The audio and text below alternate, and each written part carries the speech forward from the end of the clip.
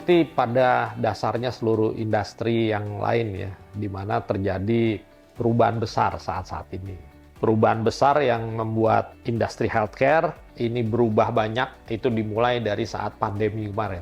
Saat pandemi COVID tentu kita lihat aspek rumah sakit ini berubah banyak di mana digitalisasi masuk. Aspek kedua juga pola penyakit yang tadinya orang sangat konsentrasi kuratif saat ini berubah ke prevention. Bagaimana mencegah orang sakit daripada mengobati kesakitan itu sendiri. Kemudian yang ketiga kita lihat bahwa banyak orang mengandalkan asuransi dari sisi pembiayaan. Kalau dulu masih mengandalkan out of pocket, sekarang banyak pada asuransi. Tentu ini membuat perubahan industri rumah sakit. Bahwa rumah sakit, satu, dia nggak bisa stand alone, dia harus membina rujukan dengan klinik. Kedua, harus memikirkan bagaimana teknologi digitalisasi itu masuk.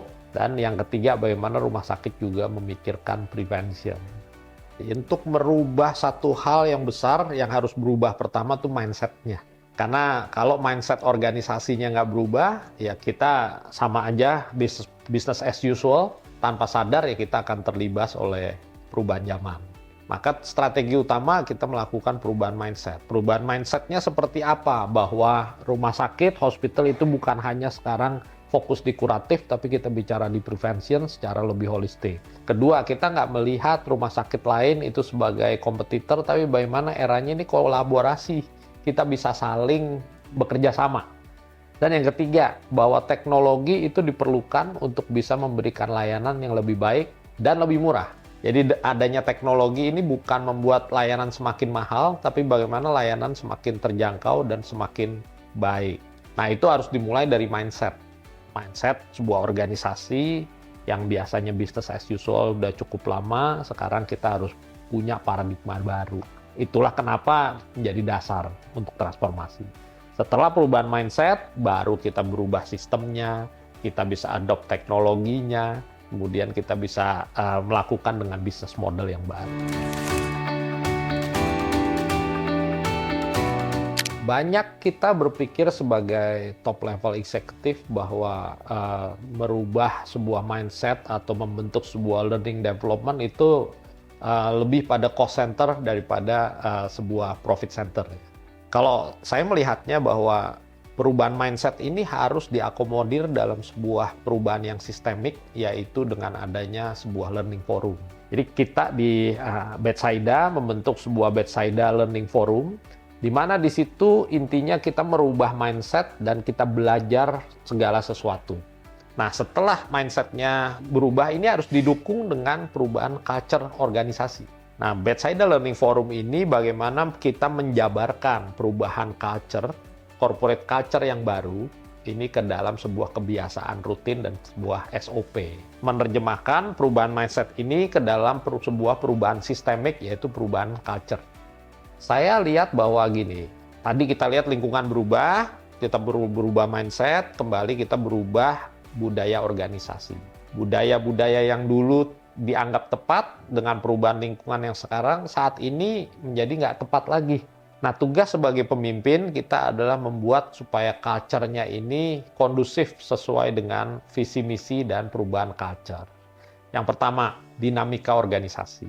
Jika dulu budaya yang sangat rigid, itu kita sangat takut berbuat salah, kita sangat takut kalau berkreasi, kita sangat takut kalau mencoba hal-hal baru, maka di Learning Forum kita siapkan itu bahwa salah itu hal biasa, inovasi itu harus dilakukan, dan ya be kreatif. Nah, itu yang kita lakukan dengan sebagai pemimpin ya, membuat iklim yang kondusif, yang sesuai untuk perubahan. Bagaimana kita jabarkannya? Jadi waktu itu ada kebiasaan sebelumnya, setiap 2 minggu tuh ada meeting rutin, dan meeting rutin itu membahas sebuah masalah-masalah. Kebiasaan yang muncul adalah kita biasanya saling lempar kesalahan itu antar departemen. Sehingga akhirnya yang ada itu konflik di dalam sebuah organisasi. Daripada wasting energi negatively seperti itu, maka saya sampaikan mulai 2 minggu ke depan kita buat learning forum, di mana kita belajar atas sebuah masalah dan kita bersama-sama melihat masalah ini sebuah bahan pembelajaran untuk kita perbaiki ke depan tanpa melihat siapa yang salah lagi. Dan kemudian kita follow up dengan project-project, yang mana project-project itu real, kita akan presentasikan di 2 minggu ke depan untuk menjawab berbagai masalah itu.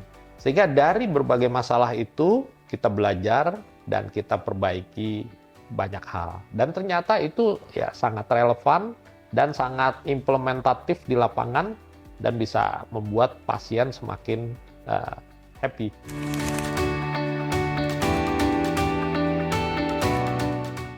Tadi saya sampaikan bahwa sekarang kita bicara teknologi udah embedded di dalam perubahan. Artinya kita harus melekatkan sebuah teknologi itu sebagai motor perubahan untuk membawa pasien dilayani lebih baik lagi. Nah, biasanya yang paling utama sekarang kita pakai selain otomasi itu adalah AI. Banyak teknologi AI di berbagai bidang, baik dari sisi pelayanan, dari sisi manajerial, maupun dari sisi klinis dan keperawatan, itu kita adopt. Sehingga untuk membuat pelayanan lebih cepat, lebih baik, dan lebih murah. Umpamanya, sekarang ada AI yang bisa menginterpretasi hasil CT scan. Sehingga nggak semata-mata semua dibaca langsung oleh dokter radiologi, kita ada interpretasi dulu oleh AI itu kemudian baru dibaca terakhir oleh dokter radiologi. Ini membuat apa? Dokter radiologinya lebih produktif, lebih cepat, bisa melayani lebih baik lagi, dan juga akhirnya cost efficient, bisa lebih murah. Nah, itulah salah satu teknologi yang langsung bisa dirasakan. Dan itu kita coba terapkan di banyak hal. Masalahnya sekarang adalah ketika kita lihat teknologi AI dan teknologi terkini, itu biasanya datangnya dari luar Indonesia. Dan ketika datang dari luar Indonesia, SDM kita ini belum terbiasa dengan hal itu. Bahkan di sistem pendidikan di akademik itu belum bisa mengakomodir kebutuhan itu. Sehingga memang kita biasanya membutuhkan sebuah partner training development, ya, training center, ataupun bahkan ya vendor-vendor yang ada di luar negeri itu untuk bisa mengeducate angkatan kerja kita. Itu dari sisi skills dan gap, ini ada satu celahnya nih. Nah, saya berharap sih sebenarnya sistem pendidikan di Indonesia ini bisa lebih relevan lagi sesuai dengan perubahan zaman. Karena banyak yang diajarkan tuh akademik dan teori, tapi belum bisa applied science. Belum bisa applied teknologi dan applied research yang mana sesuai dengan tuntutan kebutuhan di pekerjaan. Sehingga muncullah lembaga-lembaga training yang harusnya bisa mengisi, fill the gap. Itu jadi masalah yang pertama. Masalah yang kedua, kesiapan untuk menerima perubahan. Ini juga satu hal yang mendasar. Bahwa kita selama ini bekerja dengan rutinitas, kita ada perubahan di dalam sebuah teknologi baru, biasanya yang pertama kita lakukan, kita akan reject itu. Karena ini satu hal baru yang nggak biasa. Nah, ini bicara masalah manajemen perubahan. Apakah mungkin seorang pemimpin cukup kuat membawa perubahan itu? Jadi bukan masalah teknologinya yang canggih, tapi masalah bagaimana leaders-nya mampu untuk bisa membawa perubahan untuk hal-hal yang baru. Itu juga ada gap di situ. Jadi bukan hanya dari skills-nya, tapi juga dari kesiapan untuk leadership-nya.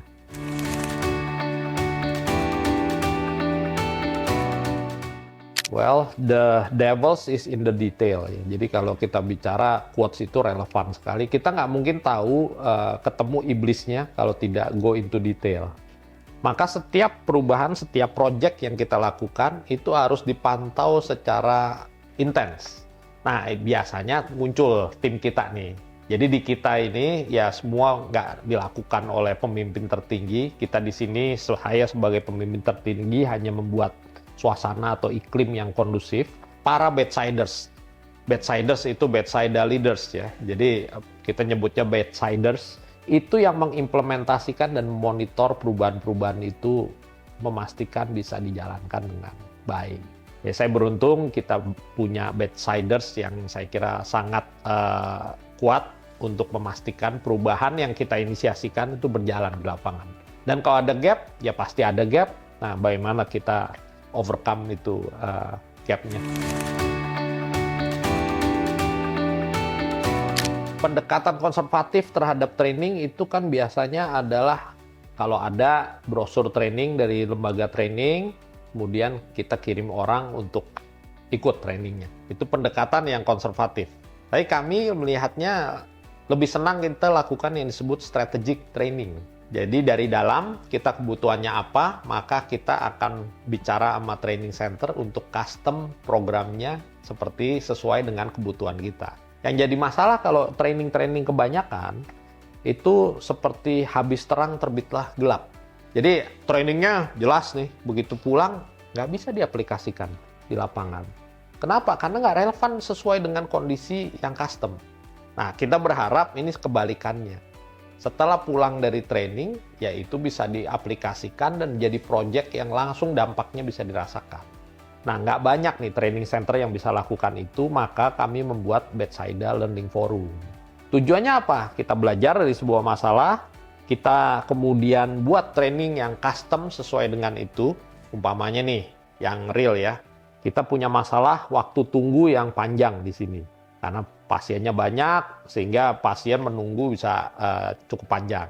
Sehingga kita lakukan sebuah learning forum, topiknya namanya design thinking. Dengan design thinking, kita petakan proses, kita lihat mana proses yang harusnya bisa dipotong dan dipercepat, dan mana yang nggak perlu dilakukan, mana yang ternyata harus dilakukan.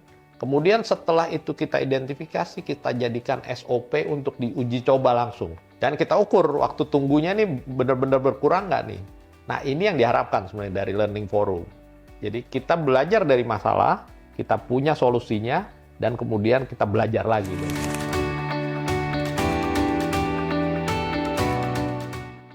Ini yang menarik. Jadi di dalam setiap project itu tidak ada orang dari departemen tertentu bekerja atas nama departemennya. Enggak. Tapi kita antar departemen kolaborasi di dalam sebuah project. Nah, mereka bekerja sebagai teamwork. Ini yang juga menyalurkan yang tadinya energi salah menyalahkan, ini kembali sekarang energinya bekerja sama untuk solving the problems. Gitu. Kita pakai, jadi teknologi itu embedded di dalam learning forum. Jadi umpamanya kita lagi ingin menerapkan sebuah inovasi. Nah, penerapan sebuah teknologi itu ya kita jadikan di dalam project untuk bisa diaplikasikan. Jadi SOP yang baru ya sudah melekat di dalamnya ada teknologi itu. Gitu. Jadi kita gunakan teknologi itu di dalam sebuah perubahan. Saya percaya tim yang ada di Bethsaida ini semuanya kreatif dan inovatif gitu ya. Cuma mereka belum menemukan sebuah patron atau arahan mau kemana dan iklim yang pas. Bahwa ini bukan masalah projectnya IT, tapi ini adalah masalah manajemen perubahan yang pemimpinnya ya harus level tertinggi, yaitu di CEO-nya. Jadi sebenarnya yang dilakukan inovasi itu dilakukan oleh teman-teman di Bethsaida, bukan oleh saya. Tugas saya cuma membuat iklimnya ini buat orang jadi kreatif. Terutama dokter-dokter yang udah sepuh, mereka nggak terbiasa teknologi ya. Kita sebagai pemimpin ya harus bagaimana lead the change. Nah, kenapa? Dengan cara apa? Ya tadi saya bilang bahwa kita tidak lagi pada para dokter, kita lakukan bagaimana teknologi terkini itu bisa diserap oleh mereka. Tapi untuk menerapkannya tentu ada sebagian orang kan agak resistant to change. Menganggap sebuah kesalahan itu satu hal yang sakral, nggak boleh dilakukan. Karena bagian dari manusia kan sehari-hari salah ya. Jadi kita sebagai pemimpin justru encourage orang untuk belajar dari kesalahan. Jadi lebih pada saya membuat iklimnya saja. Saya bicara principles-nya dulu nih. Bahwa di Bethsaida kita taruh pasien itu sebagai orang atau posisi yang paling tinggi di dalam organisasi. Kita sebut ini adalah patient-centric care. Sehingga apapun yang kita lakukan, kita pastikan bahwa itu untuk membuat pasien semakin lebih nyaman, baik, dan kita melayani lebih baik lagi. Nah, matriks yang kita ukur itu semua adalah penjabaran dari patient-centric care. Kita pastikan waktu tunggu semakin cepat, bagaimana kepuasan pasien semakin tinggi, bagaimana length of stay atau lama dirawat semakin pendek, bagaimana pasien bisa recover lebih cepat. Itu yang menjadi prinsip utama kita, melebihi semua ukuran-ukuran yang lain. Karena kami percaya kalau itu dilakukan, maka ukuran-ukuran lain juga akan membaik. Mekanismenya tentu kita lihat dari ukuran-ukuran yang bisa terukur. Ya, kalau waktu tunggu kan jelas tuh. Kalau tingkat kepuasan kan ada ukurannya, gitu kan. Tingkat komplain ada ukurannya. Nah, itu yang kita lakukan dan kita evaluasi setiap waktu. Dan kita harapkan dengan membaiknya itu, maka akan juga semakin membaik image dari hospital. Saya lihat gini, banyak hospital itu menganggap yang lain tadi kompetitor. Kalau kami melihatnya ini sebagai era competition. Iya betul ada kompetisi, tapi nggak perlu kita berkompetisi pada semua hal. Tapi kita bisa menonjol pada satu hal, sementara rumah sakit lain bisa menonjol pada hal yang lain, dan kita bisa berkolaborasi. Contohnya nih, real. Kalau ada satu rumah sakit beli MRI paling baru, biasanya tetangga-tetangganya terpicu untuk beli yang baru juga MRI-nya. Kenapa nggak yang lain itu beli alat CT scan, atau yang lain beli cath lab baru, dan semuanya bisa saling punya keunggulan. Nah, inilah yang membuat akhirnya rumah sakit semakin mahal karena invest teknologinya banyak, sementara volume yang digunakan atau productivity-nya belum scale, belum masuk pada skala ekonomis. Ini yang saya kira menjadi satu masalah besar di kita nih. Harusnya apa? Kalau sebuah rumah sakit ini udah punya center jantung, yang lain itu nggak perlu bikin center jantung juga, bisa bikin center yang lain, sehingga bisa saling merujuk. Dan ini saya kira transformasi yang juga dilakukan di Kementerian Kesehatan sekarang. Karena jangan sampai semuanya punya unggulan bersaing, pasarnya yang tadinya blue ocean, kemudian menjadi red ocean. Pasarnya udah jadi laut merah begitu. Nah, ini era kolaborasi saya kira. Nah, kolaborasi ini penting, ya, dan kita harus saling interdependensi. Kita independen, tapi kita bisa saling bergantung sama yang lain. Itu interdependency. Dan ini bisa dilakukan kalau kita punya networking yang kuat. Pada salah satu proyek kita bekerja sama dengan sebuah umpamanya heart center ya di Serang. Kita ingin mengembangkan sebuah heart center, tapi kita tidak mengembangkan sendiri, kita bekerja sama dengan partner kita, Jakarta Heart Center. Sehingga dari situ kita co-branding, sama-sama bikin sebuah heart center. Kenapa begitu? Karena saya kira untuk membuka sebuah heart center itu butuh jam terbang yang tinggi. Dan untuk bisa mempercepat learning curve supaya bisa melayani pasien dengan baik, ya kolaborasi adalah era yang paling pas. Dan itu kita lakukan di semua hal. Di sini kita ada kolaborasi untuk neurosurgery, kita juga berkolaborasi dengan center yang lain, lokal dan global. Bahkan untuk IVF, kita bekerja sama dengan sebuah IVF di Australia. Pertama, paradigma AI. Kita jangan menganggap AI itu sebagai artificial intelligence yang kemudian bisa menggantikan manusia. Tapi saya melihatnya AI itu adalah actionable insights. Artinya bahwa itu hanya tools yang bisa membuat manusia mengambil keputusan lebih cepat dan makin baik dan makin produktif. Ini paradigma yang harus ditangkap dulu. Karena begitu kita anggap AI itu artificial intelligence murni yang menggantikan manusia, yang ada itu resistensi di dalam. Ini akan menggantikan SDM kita. Tidak. Itu tidak akan bisa menggantikan human. Kedua, kita jabarkan filosofi tadi ke dalam SOP, bahwa yang namanya teknologi AI itu akan embedded di dalam SOP sehingga membuat mereka produktivitasnya lebih tinggi, bukan kemudian akan menggantikan mereka. Sehingga dengan ini mereka juga akan nyaman dan secure bahwa teknologi ini akan dipakai sebagai senjata, bukan untuk menggantikan mereka. Itu yang kami lakukan, filosofi yang sangat mendasar di bedside. Iya, kita pakai dan ini berjalan terus. Itulah kenapa kita dapat award di Smart Hospital. Jadi kita banyak melakukan integrasi dengan AI, baik di alat-alat medis kita, di prosedur kita, di aspek medis, keperawatan, maupun aspek di pelayanan dan manajemen.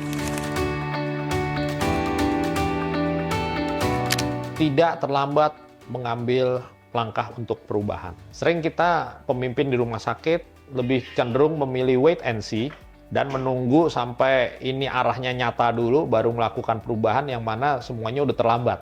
Tapi kita harus melakukan perubahan itu sebelum perubahan atau lingkungan itu terjadi.